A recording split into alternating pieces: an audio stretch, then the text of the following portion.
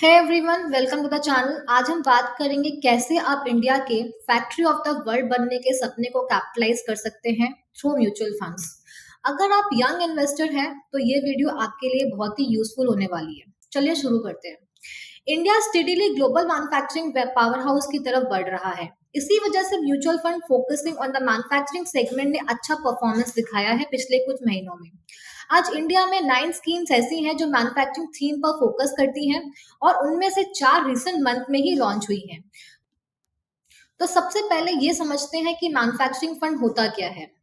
Manufacturing mutual funds एक तरह से थीमेटिक म्यूचुअल फंड्स होते हैं। सेबी के मुताबिक थीमेटिक म्यूचुअल फंड्स को अपने टोटल एसेट का कम से कम 80% इक्विटी और इक्विटी रिलेटेड इंस्ट्रूमेंट में इन्वेस्ट करना होता है, जो कि पर्टिकुलरली थीम से रिलेटेड ही होने चाहिए।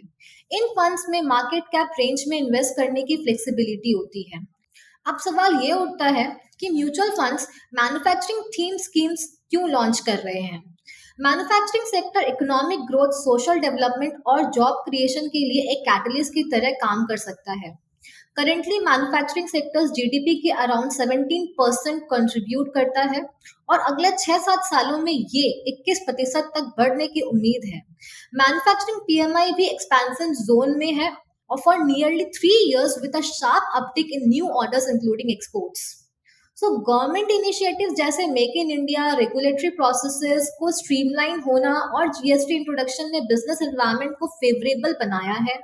Production linked incentives in diverse sectors जैसे auto, pharma, electronic, textiles etcetera output को बूस्ट कर रहे हैं। ग्लोबल सप्लाई चेन मैनेजमेंट को चाइना से शिफ्ट करने के कॉन्शियस एफर्ट भी डोमेस्टिक डिमांड को बूस्ट कर रहे हैं। इसी वजह से इंडियन मैन्युफैक्चरिंग सेक्टर में इन्वेस्टमेंट का सर्च देखने को मिला है। कोलियर की रिपोर्ट के मुताबिक इंडिया मैन्युफैक्चरिंग मार्केट का पोटेंशियल $1 ट्रिलियन माइलस्टोन तक पहुंचने की उम्मीद है बाय 2025-26।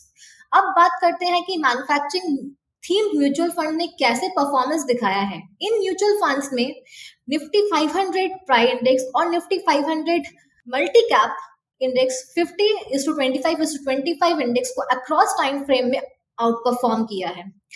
कुछ म्यूचुअल फंड स्कीम्स जैसे कि आईसीआईसीआई प्रू मैन्युफैक्चरिंग फंड ने Nifty India manufacturing fund.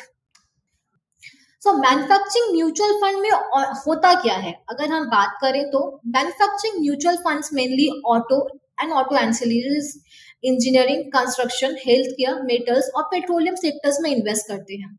Stocks की बात करें तो Reliance industries, Maruti Suzuki India, Bharat electronics, Mahindra and Mahindra, Sun Pharma और टाटा स्टील इन फंड्स को प्रेफर्ड चॉइसेस हैं।